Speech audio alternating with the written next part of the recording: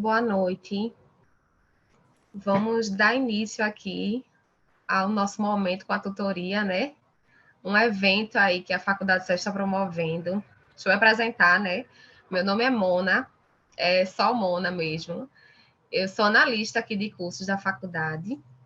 Então, hoje a gente está aqui nesse momento com a tutoria, são os professores tutores aqui da Faculdade SES. São professores que já trabalham nisso ou com isso, são advogados que trabalham já há tempos com isso, então são pessoas profissionais muito capacitados.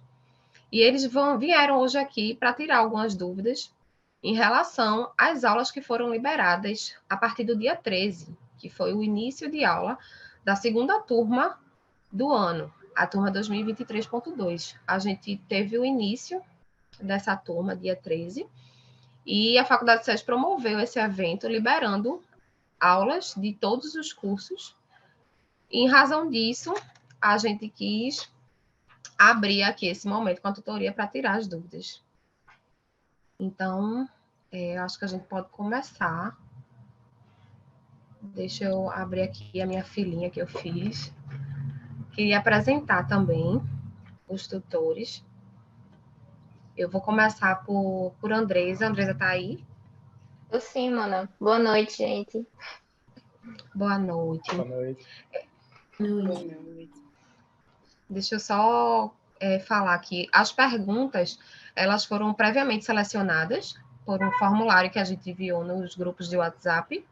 Então, a gente fez uma seleção dessas perguntas e também fez agora a escolha aí dos tutores para responder essas perguntas específicas dentro de cada um na sua área. Então, Andresa Peixoto, né, ela é advogada, pós-graduada em Direito Previdenciário, e está aqui com a gente na faculdade desde 2020 como tutora, professora tutora. Faz parte do corpo aí de professores tutores daqui da faculdade. Então, vamos lá para a primeira pergunta. O que fazer quando o segurado tiver mais de um NIT? Bom, Mona, essa é uma das principais dúvidas do jovem advogado, né? A questão do manuseio do CNIS, né? Que é uma das principais provas de vínculo que o segurado tem. Então, nesse caso, quando ele tem mais de um NIT, é necessário que se faça a solicitação da unificação dos números do NIT em um único CPF. Entende? Porque pode ter alguns vínculos em um NIT, outros vínculos em outro NIT, e isso vai dificultar muito o processo para ele fazer jus ao benefício. Aí, nesse caso, realmente deveria se solicitar, né, a unificação dos números do NIT em um único CPF, no caso, o CPF do segurado.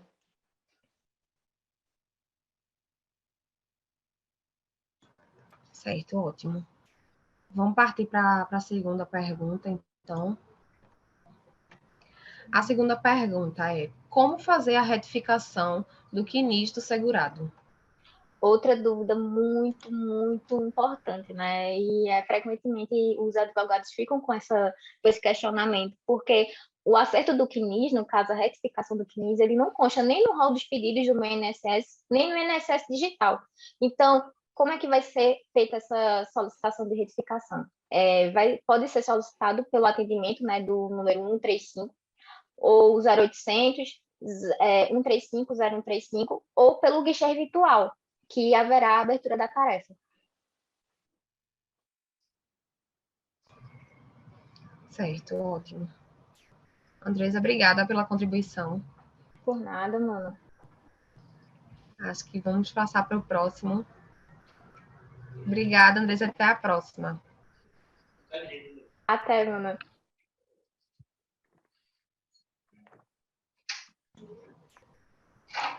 Deixa eu ver aqui. Gabriel. Gabriel tá por aí, tá ouvindo tudo certinho? Estou por aqui, sim. Boa Oi, noite, gente. Gabriel. Boa noite, Mona. Boa noite, tudo bem? Tudo certinho, graças a Deus.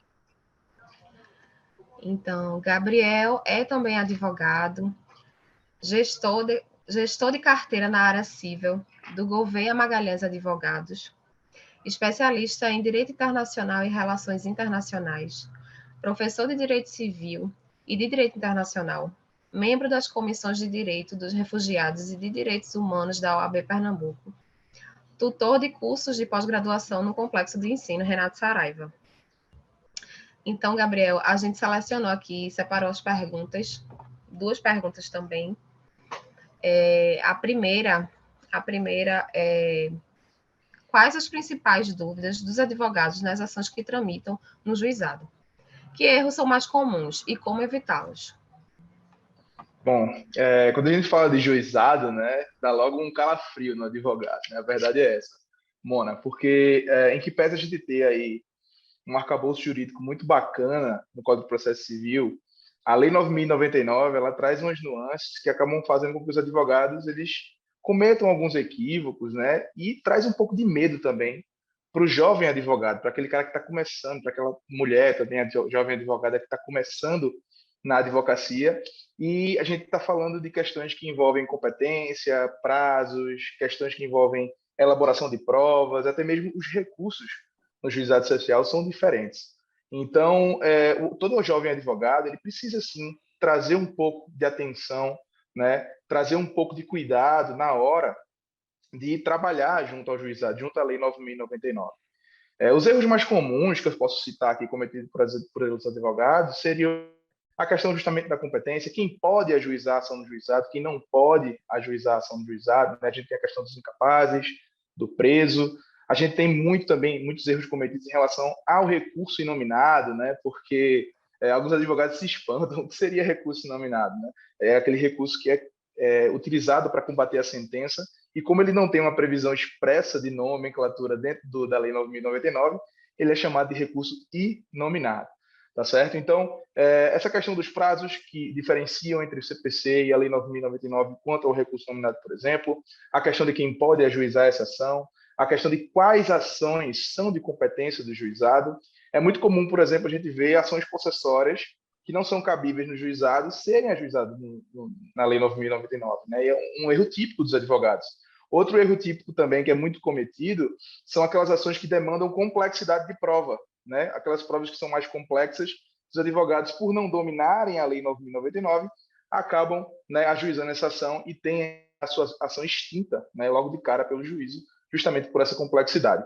E isso é muito bacana porque o curso da Jovem Advocacia do SES, principalmente nessa parte aí de direito civil, traz com o professor Hugo Santana todo esse destrinchamento e todo esse trabalho justamente para preparar o jovem advogado para não cometer esses erros e ter uma formação muito competente quanto à atuação nos juizados.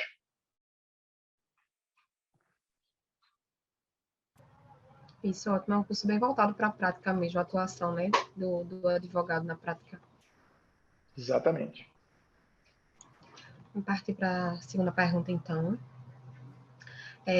Como identificar o recurso correto no processo civil para cada decisão? E que questões são mais importantes na hora de manejar esses remédios processuais? Olha aí, isso é uma pergunta muito boa, Mona, porque manejar recursos é uma questão complicada para muitos jovens advogados, né? A gente tem aí, com o novo CPC, que houve uma certa unificação de prazos processuais, essa unificação acaba trazendo algumas complexidades em relação a outras leis, como, por exemplo, a Lei 9.099. O prazo do recurso nominado é de 10 dias, não de 15, como é a da apelação do CPC, né? Isso também cria confusão. Outra coisa também que eu noto nos jovens advogados é essa dificuldade de identificar e utilizar o remédio processual correto para cada tipo de decisão proferida no processo. Então, por exemplo, você quer atacar o mérito da sentença, né? Você vai utilizar o recurso específico para aquilo. Você identifica que a sentença ela tem algum vício, seja de contradição, de obscuridade, né? Você vai utilizar o que a gente chama de embargos de declaração. Muitas vezes também o que traz a dificuldade são as decisões interlocutórias, né? As decisões que são proferidas durante a fase de conhecimento, né? Para sanear o processo ou para deferir alguma liminar, alguma cautelar. E a gente também tem que saber qual é o recurso que vai manejar. Vai ser um agravo de instrumento? Vai ser um embargo de declaração também? Então, essa dificuldade ela é muito comum. Então, é muito legal que o advogado ele traga essa percepção, né, de qual é a decisão que eu estou combatendo, quais são os motivos de eu estar manejando aquele recurso, se ele se enquadra. Olha, Mona, é muito comum a gente ver os juízes, né, de primeiro grau, tanto de segundo grau, simplesmente negarem seguimento ao embargo de declaração, porque simplesmente eles não se enquadram no artigo do CPC. Ou seja, não identificou nenhuma obscuridade, nenhuma contradição. Muitas vezes até gera uma multa porque o juiz entende que aquilo é meramente protelatório. Então, é muito interessante que o advogado ele também tem esse domínio, né, de manejar o remédio processual correto, de saber a hora de manejar um recurso de apelação, embargo de apelação, agravo de instrumento, tá certo? É parte essencial para um jovem advogado que pretende aí ingressar na carreira e ganhar seu espaço, na verdade, dentro do mercado de trabalho, trabalhando em grandes escritórios, até mesmo trabalhando para a sua própria demanda, né? E quais seriam os pontos principais dos recursos? Veja, Mona, recurso demanda uma análise até mesmo própria, né? Dá para a gente fazer um curso aí, se a gente quiser, de recurso. Mas o que eu destacaria pela minha experiência profissional? Primeiro, a questão do preparo, gente. Preparo recursal é algo fundamental. A gente tem que tomar muito cuidado. Tem muito recurso deserto por conta de falta de recolhimento de preparo recursal. Outra coisa importante, como eu já falei, é a tempestividade, né? A gente tem que dominar os prazos recursais de cada remédio que você vai acabar manejando no processo, tá bom? E tem uma coisa que é a cereja do bolo, Mona, que é uma coisa chamada dialeticidade. Eu acredito que os meus colegas aqui de trabalho já ouviram muito falar disso, já viram muitos recursos que não foram nem conhecidos pelo juízo por conta desse princípio chamado dialeticidade. Olha, o advogado ele não pode simplesmente repetir os fundamentos que ele trouxe na petição inicial ou repetir os fundamentos que ele trouxe na defesa no seu recurso. Tá? Para que você combata de fato uma decisão, você precisa identificar qual é o elemento que você está combatendo naquela decisão e trazer a sua justificativa. Do contrário, o juiz vai entender que aquilo não teve dialeticidade, não teve um argumento próprio e vai interferir o seu recurso.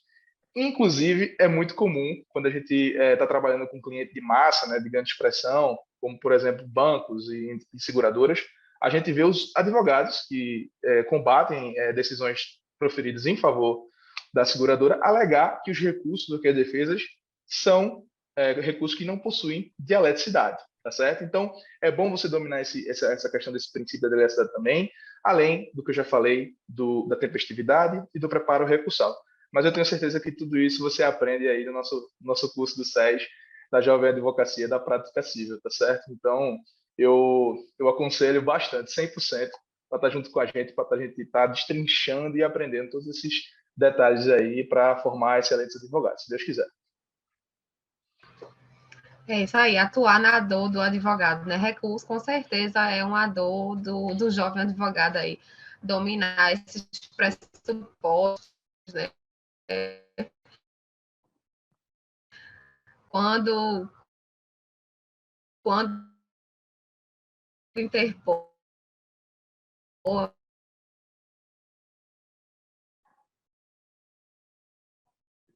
enfim, realmente é uma dor enorme. Deixa eu passar para o próximo tutor. Vamos lá, Matheus. Matheus está aí? Consegue me ouvir? Estou, mas não estou ouvindo. Travou um pouquinho para mim, mas voltou. Foi, travou aqui também. Agora acho que melhorou. Ótimo. Oi, Matheus, boa noite, tudo bem? Tudo, Mona.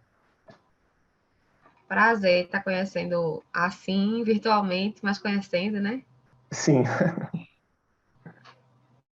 Deixa eu fazer aqui uma apresentação, uma breve apresentação. Matheus também é advogado, professor tutor das pós-graduações em Direito Administrativo e Anticorrupção e também de Direito e Processo Tributário. As perguntas aqui selecionadas para o Matheus foram perguntas relativas ao curso de Direito Administrativo e Anticorrupção. Vamos lá para a primeira. Como acontece a responsabilidade do Estado por atos omissivos? Essa pergunta ela é muito interessante porque ela demanda a análise de vários fatores. Quando a gente fala de responsabilidade civil do Estado, a primeira coisa que tem que vir à nossa mente é de que é um instituto importado do direito civil. O direito civil é o ramo mais antigo do direito e o direito público se estruturou em função de elementos que decorrem dele. Então, a análise em comparação é muito importante para ter um raciocínio jurídico estruturado. E quando a gente pensa em responsabilidade civil, geralmente é uma matéria que a gente vê lá no final do curso, né? Lá perto, um pouquinho antes de ver direitos reais, já viu contratos em espécie. Então, a gente passa pela graduação sem entender muito bem o direito civil, e quando a gente estuda, entender muito bem a responsabilidade civil, e quando a gente vai para a responsabilidade civil do Estado, vários buracos ficam na nossa mente. E esses buracos dificultam, de fato, o aprofundamento dos temas. Quando a gente pensa em responsabilidade civil, 4 requisitos vêm à nossa mente: a conduta, o dano, o nexo de causalidade e a culpa. O que são esses requisitos? Pontes de Miranda afirma que, para que nasça uma relação jurídica, é preciso que antes exista um fato jurídico. Fatos jurídicos são acontecimentos da vida real que, quando ocorrem, deles decorre uma relação jurídica. Tradicionalmente, no direito civil, a relação jurídica que decorre de uma responsabilidade civil, uma responsabilidade extracontratual, exige esses 4 requisitos. Quando a gente pensa em responsabilidade civil do Estado, o artigo 37, parágrafo 6º da Constituição, exclui um desses requisitos. Em regra, a responsabilidade civil do Estado ocorre com a ocorrência de apenas 3 requisitos: o dano, a conduta do agente e o nexo de causalidade. É o que a gente chama de responsabilidade objetiva. O problema é que essa responsabilidade objetiva está circunscrita ao que a gente chama de atos comissivos, que são justamente as condutas que ocorrem. Fazer alguma coisa, correr, sei lá, pegar um carro da prefeitura e acidentalmente atropelar alguém, são fatos que acontecem na vida prática. Quando isso ocorre, a responsabilidade do Estado é objetiva, porque nós não vamos analisar o elemento subjetivo, que é o dolo e a culpa. Só lembrando rapidamente, o dolo é a intenção e vontade de praticar um fato, e a culpa é a prática de um ato por negligência, imprudência e imperícia. Só que aí vem essa pergunta: como é a responsabilidade civil do Estado por atos omissivos? Ou seja, quando o Estado não pratica uma conduta. Isso é um pouco polêmico na doutrina e na jurisprudência. Tradicionalmente, a gente entendia que também era objetiva essa responsabilidade. Essa visão mais tradicional vem do professor Eli Lopes Meireles, que foi um grande administrativista lá do estado de São Paulo, que infelizmente já faleceu, mas que encampou essa tese no século passado. Mais atualmente, um outro grande administrativista, que é Celso Antônio Bandeira de Mello, afirma que a responsabilidade civil do Estado por atos omissivos sempre é subjetiva. Então, sempre haverá a aferição do elemento subjetivo, dolo ou culpa. Hoje em dia, não é bem assim. Hoje em dia, os tribunais, especialmente o STF, que avançou mais nesse tema e depois foi seguido pelo STJ, faz uma distinção entre omissão genérica e omissão específica. O que é omissão genérica? Digamos que estamos andando na rua e somos assaltados. Isso é um ato que acontece contra nós e que nos causa um dano. Seria o Estado responsável pelo esse assalto? Poderíamos alegar que ele foi omisso no dever de segurança pública. Nessas situações, o STF afirma que o Estado não é um segurador universal. Ele não pode reparar o dano por todos os atos ilícitos que ocorrem na sociedade. No entanto, existem algumas situações em que o Estado se coloca como cuidador especial. E há 3 hipóteses destacadas na jurisprudência que são muito famosas. E é no caso dos hospitais públicos, no caso das escolas públicas e no caso dos presídios. Quando há um dano que ocorre dentro dessas áreas, o Estado praticou indiretamente esse dano porque ele violou sua omissão específica de cuidado. Então, em resumo, a responsabilidade civil do Estado por atos omissivos, quando ocorre uma omissão genérica, ela exige a comprovação da culpa. Quando é uma situação em que a omissão específica não precisa de culpa. Você só precisa comprovar o dano, a conduta e o nexo de causalidade.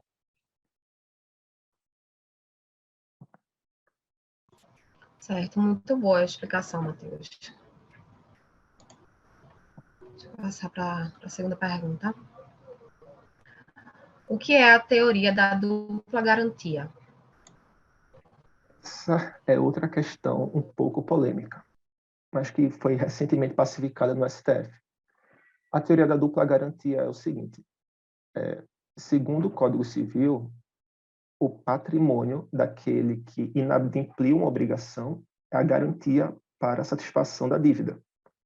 Ou seja, se você tem uma obrigação e você descumpre esse dever, a garantia de satisfação daquela obrigação, seja uma obrigação de dar, fazer ou não fazer, é o seu patrimônio. Então, vamos supor que o Estado ele foi responsabilizado numa ação de reparação civil. Quem é o sujeito passivo dessa ação? Quando eu tenho um dano cometido por um agente público, e esse dano ele é objetivo, eu posso entrar com ação contra o Estado. Esse agente público, ele deve constar no polo passivo da minha ação ou apenas um ente público? A teoria da dupla garantia vai afirmar o seguinte: no contexto da responsabilidade civil do Estado, existem dois polos que são protegidos, daí a dupla garantia. A vítima do dano, ela é protegida porque ela pode entrar com ação contra o Estado, que, em regra, né, digamos assim, tem um poder aquisitivo maior do que o agente público que cometeu efetivamente o dano. Por mais que o Estado pague por RPV ou por precatório, eventualmente você vai receber o quinhão que você adquiriu com a sentença. E, às vezes, o agente público ele não tem tanto poder aquisitivo em desproporção ao dano que ele cometeu. Então, a vítima ela está garantida, porque ela pode entrar com ação contra o ente público. Por outro lado, o ente público também tem uma garantia. Porque vamos imaginar um delegado de polícia que está com buscas e apreensões, procurando prisioneiros, criminosos, etc. Pode ser que esse delegado de polícia sofra uma pressão de uma facção, entrando com várias ações reparatórias contra ele, com a tese de que há uma responsabilidade civil do Estado. Isso poderia inviabilizar o próprio dever público dele. Então, o STF fala o seguinte: esse agente público, caso o Estado venha a ser condenado numa ação de reparação civil, só responderá contra o Estado em uma eventual ação regressiva, com o detalhe de que o agente público ele responde subjetivamente. Então, embora o Estado ele responda de maneira objetiva, sem precisar comprovar o dolo ou culpa, caso o Estado tente entrar com ação regressiva contra esse servidor público, ele precisará comprovar o elemento subjetivo. E isso cria mais uma situação processual interessante, que é a questão se cabe ou não denunciação da lide na ação de reparação civil. Só abrindo um breve parênteses. O que é a denunciação da lide? Quando a gente estuda processo civil, um dos temas é a intervenção de terceiros, que são pessoas que não estão originalmente no polo processual, mas que entram na ação e passam a integrar o polo ativo ou o polo passivo. Um desses sujeitos que pode entrar é o denunciado à lide. O que é o denunciado à lide? É aquela pessoa que iria reparar o dano caso o réu saia perdedor. Então, por exemplo, se você é um evicto do seu imóvel, se alguém hipoteca um imóvel com o terceiro e vende esse imóvel para outra pessoa e ela não paga a dívida e essa terceira pessoa vai pegar o imóvel para ela, isso se chama evicção, quando se dá para uma sentença. O evicto ele pode entrar com com ação regressiva contra o evictor. Só que ele pode simplificar isso, fazendo a denunciação da lide, para resolver tudo num processo só. A pergunta é: o Estado, quando ele é o sujeito passivo de uma ação de reparação civil, pode denunciar a lide, o agente público, para ele entrar na ação e já resolver logo em uma ação só todo o problema? O STF e o STJ dizem que não. Por quê? Porque se o agente público entrar na ação, um elemento a mais vai entrar, que é a prova da culpa ou do dolo. E como vai ter que provar uma coisa a mais, isso vai dificultar o processo, vai demorar o processo. Isso vai contra a eficácia, vai contra a celeridade processual. Então, em regra, não é cabível denunciação da lide numa ação de reparação civil contra o Estado. Só existe uma exceção, que é justamente nas omissões.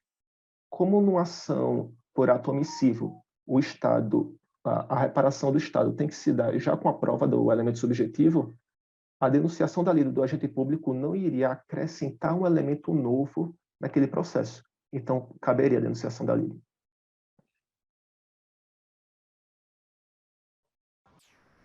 Ótimo, Matheus, muito bom. Obrigada aí pela contribuição. Nada. Boa noite a todos. Boa noite. Vamos passar para o próximo. A próxima tutora. E Helena, tá por aí, tá me ouvindo? Oi, Mona, tô aqui sim, tô te ouvindo bem. Me ouve bem? Também, tudo certo. E Helena Paz Galindo, é o nome dela. Graduada pela Universidade Federal de Pernambuco, pós-graduada em Direitos Humanos, professora tutora da Faculdade SES há 2 anos, advogada, aprovada nos concursos de delegado do Rio Grande do Norte, defensor público do Tocantins, da Paraíba e do Ceará. E está aqui na faculdade com a gente desde 2021. As perguntas selecionadas para a professora tutoria Helena foi em relação ao curso, à pós-graduação de Ciências Criminais, que tem como coordenador o professor Alexandre Salim, né, um grande nome aí de Ciências Criminais. Então, vamos partir para as perguntas. Se quiser acrescentar também alguma coisa, viu, Helena, pode ficar à vontade.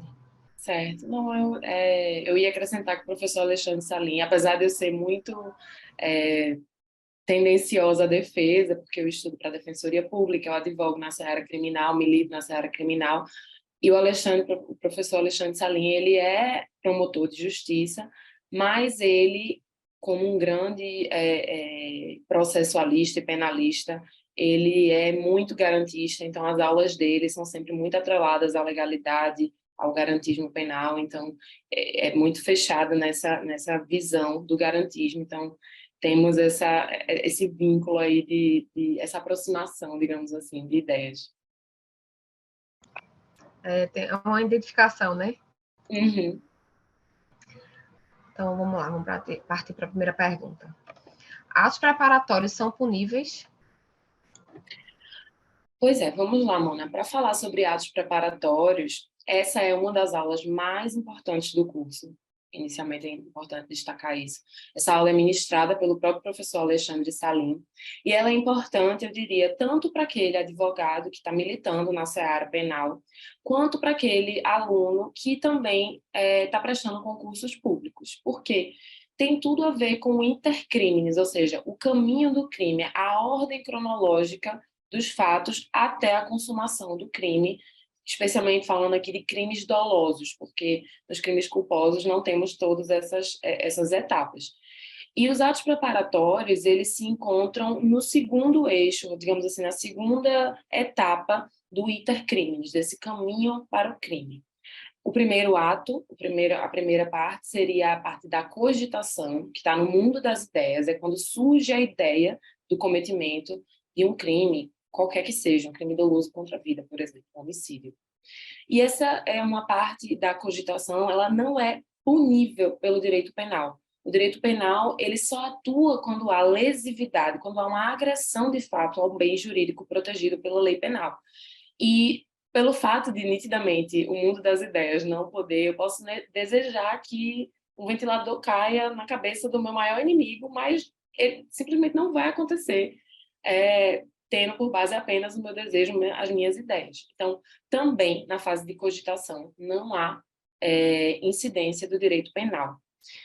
Já a fase dos atos preparatórios, que seria o momento em que o autor do fato, o suposto autor do fato, ele passa a um planejamento mais concreto do intento criminoso, então ele compra o carro para realizar um roubo, ele se encaminha até uma loja de produtos de limpeza e compra um veneno, então seria aí a fase de preparação de fato para o intento criminoso acontecer. Essa fase, ela em regra, não é punível também. Então, dentro dessa lógica do caminho do crime, se eu comprar um carro com a finalidade de roubar e não roubar, não tem porquê. É lógico que o direito penal não incida também nessa hipótese, porque ainda estaria numa fase inicial do caminho desse intercrimes. Então, não é punível em regra. No entanto, é possível, em algumas hipóteses, quando há tipificação autônoma das condutas preparatórias. E aí a gente pode citar como exemplo aqui o petrechos para falsificação de moeda, de papel, de moeda. Esse crime ele é tipificado e é uma conduta autônoma criminalizada, embora o autor ele pode nunca ter sequer fabricado uma nota de R$2, mas ele já está incidindo num tipo penal e já é punível essa conduta. Então, outro exemplo muito corriqueiro do dia a dia da prática criminal é a utilização de maquinário, ou portar, utilizar, construir maquinário para a fabricação de drogas. Então, também posso criar uma máquina, um laboratório, digamos assim, para a fabricação de drogas e sequer ter produzido 1 grama de qualquer droga que seja. Essas condutas, elas são puníveis de forma autônoma por existir um tipo penal criminalizando a conduta preparatória, mas, em regra, não é punível. Aí aqui a gente faz um enlace com a questão do garantismo penal. Existe uma crítica por parte daqueles que têm uma visão mais garantista, e é aquela que defendemos como regra, mas, óbvio, isso também é debatido durante a pós nos nossos fóruns, até mesmo durante as aulas, os professores fazem esse contraponto. O próprio professor Alexandre Salim, ele sempre faz esse contraponto entre o que prevalece, por exemplo, no STJ, no STF, e o que defende a doutrina garantista, a doutrina, por exemplo, do fundador do garantismo, digamos assim, do Roxin. Então, essa crítica, ela fala que, necessariamente, o bem jurídico precisa ser atingido, precisa ser violado um direito, um bem jurídico, para que incida o direito penal. E, quando há antecipação dessa tipificação, não há sequer a violação direta a um bem jurídico, e o direito penal ele está, digamos assim, se insuflando, se crescendo ao ponto de punir condutas preparatórias.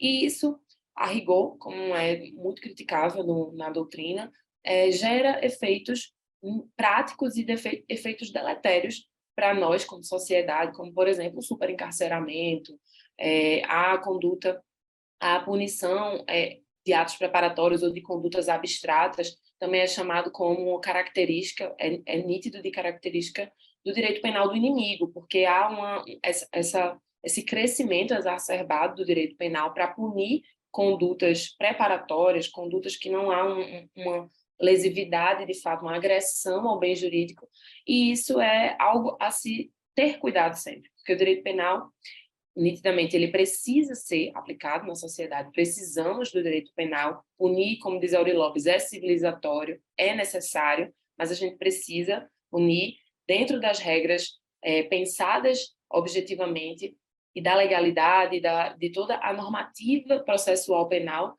e penal que é necessária com a finalidade de garantir direitos.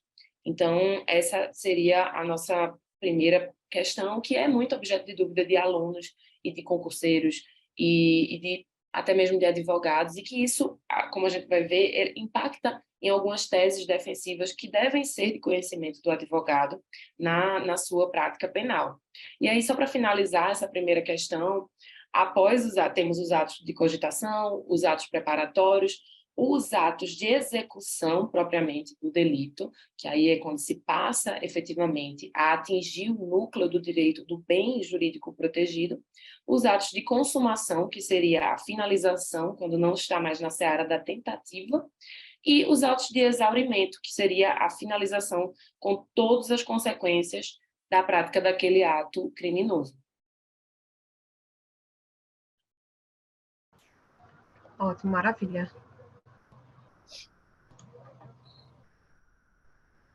Deu para esclarecer bastante.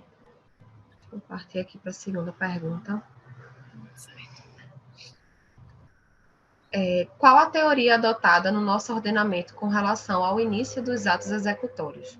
Qual o impacto da adoção dessa teoria?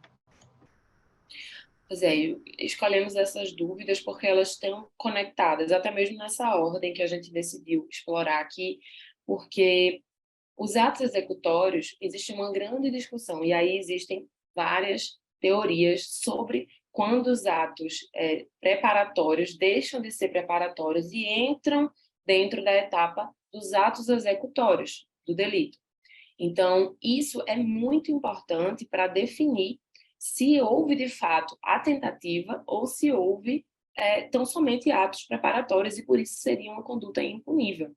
Então, foi decidido recentemente pelo STJ que, para que haja, ao menos o crime tentado, é necessário que o réu, que o autor do fato, ou os autores do fato, se for em concurso, que se haja pelo menos o início da prática do delito penal, do que consta lá do tipo objetivo, do preceito, do que consta do tipo penal, que haja o início do atingimento ao núcleo desse bem jurídico protegido. Então, pensando aqui, um dos crimes mais comuns de quem atua no criminal, roubo, furto. Para que haja pelo menos a tentativa do crime de furto, é necessário que o réu, que o autor do fato, ele pelo menos inicie, de fato, a inversão da posse do bem que ele deseja furtar, a res furtiva. Então, não é considerado dentro dessa teoria adotada pela STJ, que é a teoria objetivo formal, que, por exemplo, quando um rapaz, ele desejando furtar vamos supor, uma bomba d'água dentro do quintal de uma casa, que ele, ao pular o muro e se aproximar do bem que ele deseja furtar, ele já está praticando, já iniciou os atos executórios e, portanto, caso ele fosse interrompido naquele momento, já seria considerado um furto tentado. Não, segundo essa teoria do STJ, agora adotada literalmente, assim, sem maiores dúvidas, adotada pelo STJ, só será o roubo furtado se ele pegar essa bomba d'água no quintal e se direcionar, se retirar do local. Ou ele, ao menos, considerando que a adoção da teoria também, aí, direito penal, minha gente, muitas teorias, vocês sabem que estudiosos aqui de direito penal, principalmente nossos alunos, todo mundo fica puxando os cabelos com essas teorias, mas elas têm um porquê delas existirem. Então, segundo a teoria da Blázquez, essa teoria que diz que quando há a simples inversão, quando há a simples tomada do bem pelo criminoso, ali já está configurado, já está consumado o delito de furto. Então, precisa que o réu, que está no intento criminoso de furto, inicie o furto de fato. Não basta que ele pule um muro, quebre um cadeado para entrar, segundo o STJ. Então, essa teoria, ela vem na contramão da teoria material, que entende que todos os atos, o ato principal em si, de iniciar o núcleo do tipo penal, é a única conduta capaz de configurar o delito. Não. Para essa teoria, todos os atos anteriores, pular o muro, quebrar o cadeado para entrar, até o momento final de pegar aquele bem que deseja furtar ou roubar, será considerado início de ato executório e ali já pode ser caracterizada a tentativa. Por quê? Agora vem a repergunta dentro da pergunta. Por que essa teoria é importante? Porque muitas vezes na defesa criminal, muitas vezes o réu, por quem você está advogando, quem você está representando, sequer iniciou a conduta, o núcleo do tipo, que é o que o STJ ratifica bastante. Precisa que se inicie o núcleo do tipo para configurar ao menos a tentativa. Senão, não haverá. Ele pode ser punido, inclusive, por outros crimes, como, por exemplo, o dano ao cadeado que foi quebrado, arrombado, mas não ao tipo de furto. Houve também uma decisão nesse sentido no STJ com relação ao crime de estupro. Foi um cenário em que uma moça ela foi arrastada para um local e o criminoso ele não chegou a ter qualquer conjunção carnal ou qualquer ato libidinoso com a moça, e ela conseguiu, ela foi resgatada, pessoas perceberam a situação, ela saiu da situação, Então, não houve sequer qualquer ato que pudesse iniciar o núcleo do tipo estupro, que seria o ato libidinoso, qualquer que seja, o beijo lascivo, o toque sobre a roupa, ou mesmo a conjunção carnal, que seria a outra forma de cometimento de estupro. Esse também é um assunto super interessante, porque existe hoje uma discussão muito grande sobre o que seria ato libidinoso e o que seria e o que não seria esse ato libidinoso para fins de caracterização do crime de estupro. Mas nesse contexto também o STJ entendeu que quando esse rapaz puxou essa moça para um local de terreno baldio, mas que não existiu ainda nenhum ato de conjunção carnal ou qualquer ato libidinoso, não houve o início do tipo penal, a prática do início do tipo penal, do núcleo do tipo. Então, ainda não existia o tipo, sequer a tentativa do estupro. É possível que ele responda por outros delitos, como, por exemplo, o constrangimento ilegal. Então, não é com isso a gente não está defendendo uma atipicidade das condutas. O STJ não está defendendo isso, eu não estou dizendo isso, quem está dizendo isso é a doutrina penal e a forma como a própria disposição da lei se impõe para que seja vislumbrado o início de uma tentativa ou a consumação de um delito. Isso é de extrema importância na prática. A aula do professor Alexandre Salim, ela é excelente, assim, eu que sou uma entusiasta, eu sou apaixonada por essa aula, já assisti mais de uma vez e recomendo bastante aos nossos alunos que assistam essa aula, prestem atenção. Aqui eu peço licença para recomendar uma outra aula nossa, que é a aula sobre o garantismo penal, com o professor Alfredo Coppetti. É uma sumidade no tema. O professor Alfredo, ele é sim, um estudioso do tema, ele estudou com o próprio fundador do assunto, do tema, lá na Itália. Então, assim, ele foi orientando dele na Itália nesse assunto. Então, é uma aula, não é uma aula, um feito, assim, a aula. Você fica extremamente empolgado para estudar mais e conhecer mais desses temas. Inclusive, tivemos uma live com eles dois e foi realmente incrível. Eu, que era apaixonada por direito penal na faculdade, eu fiquei maravilhada. Foi muito bom a Então, live. são aulas incríveis. Todas, assim, eu sou muito suspeita para falar, porque a tutoria de ciência... Eu amo também a tutoria de constitucional, mas a de ciências criminais tem um lugarzinho especial. E eu assisto às aulas muito empolgada. Que bom ver até essa recomendação da própria de quem trabalha já está vendo ali por dentro, né? E consegue ter essa visão aí das aulas.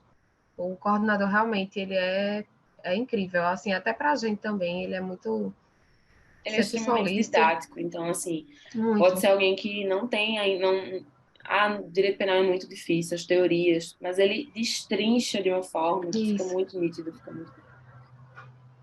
Exatamente. E, Helena, queria agradecer pela tua contribuição, foi ótimo. Também aprendi bastante, foi muito bom. Não, eu que agradeço. Obrigada. Obrigada. Vamos para a próxima. A próxima tutora, Gabriela. Olá, boa noite. Boa noite, Gabriela. Tudo bem? Tudo bem. Deixa eu iniciar aqui. Prazer também te conhecer assim, né? A gente não se encontrou antes. Virtualmente.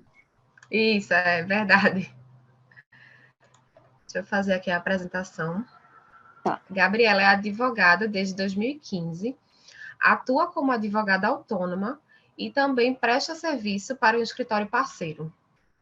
Também é professora de Direito Administrativo e Constitucional de uma faculdade particular do Recife. E a pergunta para a Gabriela é referente ao direito médico, né? O que é telemedicina? Tá. Mona, só faltou uma coisinha sobre minha apresentação. Eu sou tutora aqui do SES, do curso de Improbidade Administrativa, Contratual e também Direito Médico, tá? Só pode me repetir a pergunta, Mona, que eu não entendi direito? Deixa eu ver aqui. O que é telemedicina? Uma pergunta bastante atual, né? Nós temos aí na nossa pós uma aula específica sobre a telemedicina, porque a telemedicina já vinha surgindo com o passar do tempo, mas que quando chegou na pandemia do Covid-19, surgiu a necessidade de médico e paciente se relacionarem de forma virtual. E aí surgiu a telemedicina. E aí, dentro desse assunto que parece ser simples, é um médico consultar seu paciente. Quando eu falo médico, não somente quem tem o diploma de médico, mas aí entra enfermeiro, entra psicólogos, né? Abrange aí toda a área da medicina em si. E aí houve essa necessidade. Então, parece ser algo simples, de médico e paciente, de forma virtual, trocarem informações, mas não é. Por trás disso, existem muitas obrigações por parte do médico. Por exemplo, os cuidados que ele tem que ter com a LGPD, né, que é a Lei de Proteção de Dados do paciente, tem que dar as informações necessárias de forma clara para o paciente. Imagina só, você dá um diagnóstico de uma doença forte para um paciente de forma virtual, porque quando você tem um contato, eu acho que é menos doloroso, mas de forma virtual, você simplesmente jogar uma informação, o impacto é maior. E aí o médico em si tem que ter toda uma cautela, todo o cuidado. E aí dentro do nosso curso, o professor ele ensina como nós, advogados, podemos orientar o médico, podemos atuar dentro de um processo de fato em que já houver algo ilícito, algo errado dentro da telemedicina. E aí é um tema muito importante. Quero fazer aqui a propaganda, né, do direito médico, porque o direito médico ele não é visto na faculdade. É um tema muito importante, é uma área muito rica e não é visto na faculdade. Então, é importante para nós, advogados, ter essa especialização no direito médico, porque nós não vimos na nossa graduação. Então, aí dentro do direito médico, nós temos essa aula aí de telemedicina, que não só diz o que é telemedicina, mas explica para nós, advogados, como, de fato, podemos dar a orientação, a consulta para o nosso médico ou até mesmo para o paciente, a depender de quem é o nosso cliente, tá? Inclusive, principalmente nessa época agora, pós-pandemia, né? Que direito médico deu aquele Sim, boom. principalmente, Mona, para os psicólogos, né? Porque não é fácil, a gente teve que passar aí um tempo longe de pessoas, longe da família, e aí a mente da gente ficou perturbada, não ficou normal. Então, tem muita consulta online ainda, muita. Isso conheço várias pessoas, assim, até no meu ciclo mesmo de convivência, que ainda fazem e realmente já é uma realidade, né? Virou realidade. Isso. Era uma coisa tão distante, né? Parecia tão distante, mas de repente, de uma hora para outra, Com algo ruim, que foi a pandemia, né? Mas isso, né? veio a telemedicina para ajudar aí, que mesmo no conforto de casa, o paciente pode sim se consultar, né? Isso. E o curso de Direito Médico aqui da Faculdade SES, ele é coordenado pelo professor Alessandro Timbó e também Luciano Figueiredo. Isso. Então, 2 pessoas maravilhosas. São 2 nomes também aí grandes e experientes no direito médico. Trazem jurisprudência, que trazem casos práticos para dentro das nossas aulas, e aí fica muito fácil de aprender, porque a gente não fica só na teoria, eles vão trazendo aí casos práticos do nosso cotidiano, porque como você disse, Mona, no seu ciclo de amigos, existem aí pessoas que estão sim tendo que se consultar de forma online. Eu acredito que todos nós conhecemos alguém que já se consultou online. Eu já consultei minha filha de forma online, para não precisar levar ela para o hospital. E os professores, eles trazem exatamente essa realidade para dentro das nossas aulas. A gente não fica só na teoria, só em livros, sabe? Fica bem fácil a compreensão. Ótimo, muito bom, Gabriela. Eu não sei se te passaram outra pergunta. Não, acho que só passaram essa. Vê se tem algum aí. Não, aqui eu não... Aqui no roteiro também não estava, só tinha essa. Mas eu queria agradecer. Obrigada. Queria agradecer muito pela tua contribuição. Agora vamos partir para a próxima. A última e não menos importante, Maria Cecília. Oi, Mona, boa noite. Boa noite, pessoal. Boa noite, Cecília. Tudo bem? Tudo ótimo com você?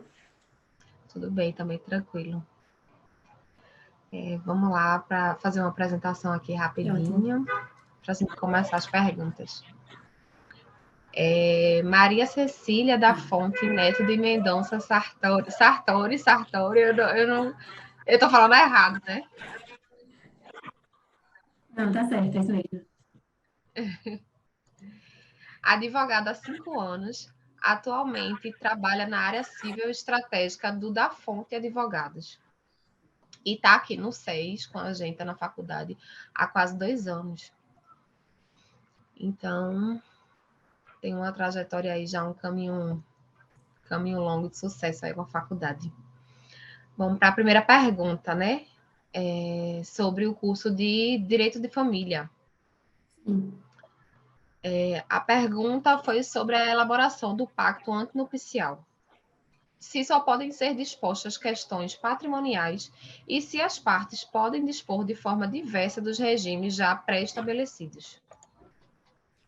Mona, essa dúvida, na verdade, é uma dúvida, mas que acompanha o aluno do início do curso até o final, porque quando, no começo do curso, ele vê as questões patrimoniais de estabelecimento via pacto, e depois, ao final, quando está tratando as questões sucessórias, também é revisitado esse assunto.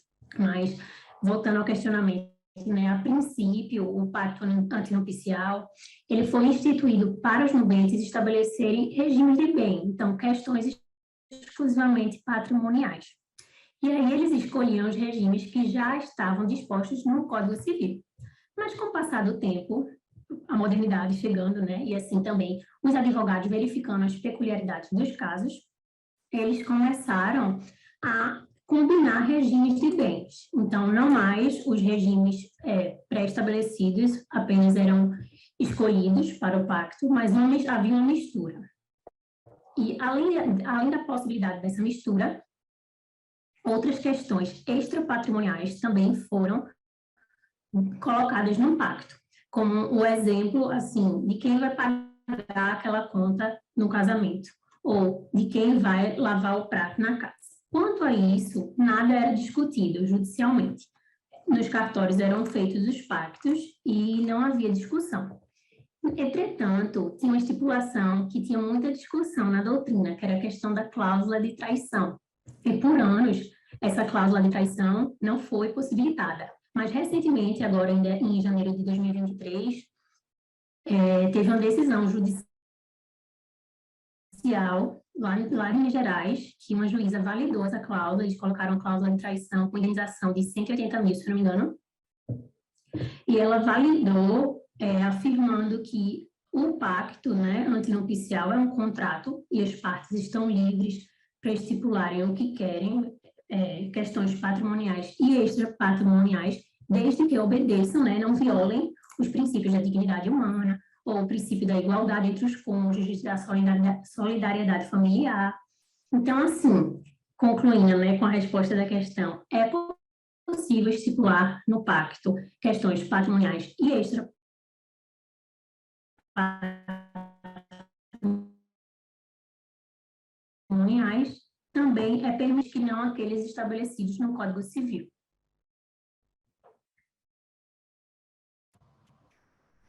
Oi, Cecília, tu terminou? Porque para mim deu uma travada. Travou um pouco só o final, mas eu acho que foi só para mim. Tá.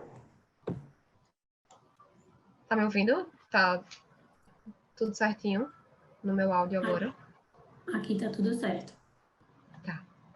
Então, vamos dar seguimento aí, passar para a segunda pergunta. A tua segunda pergunta foi referente ao curso de processo civil. A coisa julgada alcança o erro material cognoscível de ofício? Essa aula de coisa julgada que foi disponibilizada para os alunos é muito boa, do professor Renato Montanhos. Ele, nesse ano agora de 2023, está dando mais aulas do que em 2022. Então, assim, está fazendo uma diferença grande no curso. E aí ele aborda essa questão na aula. É uma dúvida que é recorrente nos plantões. E aí, para explicar, a correção do erro material cognoscível de ofício, ela equivale à matéria pública, matéria de ordem pública. Então, ela pode ser reconhecida pelo juiz a qualquer tempo. Isso é uma estipulação do Código de Processo Civil. E justamente por ser uma matéria de ordem pública, a coisa julgada não alcança. Inclusive, Mona, Renato Montanhos apresenta até um caso prático nessa aula dele, e aí ele informou que no processo, no caso que ele atuou, teve uma homologação de acordo, uma sentença homologatória de acordo. Posteriormente, quando as ordens de alvará saíram no processo, porque era um valor depositado em juízo, o juiz de ofício corrigiu aquela sentença dele homologatória para alterar as ordens de valores, porque era uma transação, eram alvarás de ordem de vários bancos. Então, por mais de uma vez, o juiz de ofício alterou aquela sentença anteriormente proferida no processo.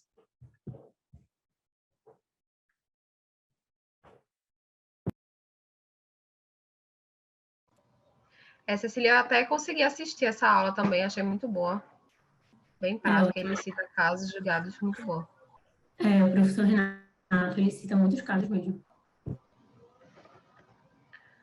Pronto, eu acho que a gente finalizou aqui as perguntas que foram pré-selecionadas, né, para esse momento aqui com a tutoria. Acredito que teremos outros momentos aí pela frente. Então, isso aqui foi mais para dar um gostinho mesmo para quem está interessado aí conseguir viver, né, essa experiência, assistir, estar de perto, assim, ver por dentro a experiência de um aluno da Faculdade SES. Liberamos algumas aulas de todos os cursos, e esse momento aqui com a tutoria, vocês também têm, dentro do curso da faculdade, tem fóruns, então tem momentos com a tutoria, de tirar dúvidas com a tutoria, que é esse Tem o corpo docente plantão, aqui. né, Mona, que eles podem tirar dúvidas diretamente, somos nós que respondemos o plantão de dúvidas, então, quando vocês têm alguma dúvida relacionada à aula, vocês podem tirar essa dúvida com a gente. Eventualmente, se for algo que somente o professor pode responder, a gente faz esse contato, essa ponte com o professor. Mas, além disso, tem os fóruns, como você falou, que é um momento também de explorar todos esses temas que a gente fica falando aqui e que são temas abordados nas aulas. Isso, são professores, né, que acompanham aí o aluno mais de perto, né, podemos dizer assim, e faz realmente essa ponte, como a Helena falou, com os coordenadores, e que também é um corpo docente maravilhoso. Então, eu queria agradecer a vocês aqui pela disponibilidade, pelo atendimento, que eu estou sempre pedindo alguma coisa ou outra, pela parceria também, que eu acho que é muito importante a gente tá sempre se comunicando, sempre trocando essa ideia aqui. Então, gente, eu queria agradecer primeiramente, né, a presença de vocês, e também dizer ao pessoal, a quem está aí na sala, que tiver interesse de conhecer os cursos, são mais de 20 cursos online, pós-graduação da Faculdade SES na área de Direito. Então, são vários nichos aí para ser explorado. Quem tiver interesse, o site da gente tá na bio do Instagram. Vocês podem ir lá clicar, acessar, ver também o acesso livre, que vai ficar disponível, foi prorrogado, vai ficar disponível até dia 21. Então, ainda tem um tempinho aí para o pessoal que está indeciso, tirar essa dúvida, ter a certeza. Então, acho que é isso. E também estamos na Semana do Consumidor. Então, tem cursos com até 30% off. Então, é uma grande oportunidade aí para quem está interessado em se especializar. Gente, muito obrigada, viu? Obrigada mesmo pela noite. Foi maravilhosa. Aprendi Obrigada. com vocês. Obrigada a todo ótimo, mundo. obrigada, Foi gente. ótimo. Obrigada, gente. Boa noite. Obrigado, Foi obrigado. ótimo. Boa noite, pessoal. Boa Tchau. noite. Boa noite.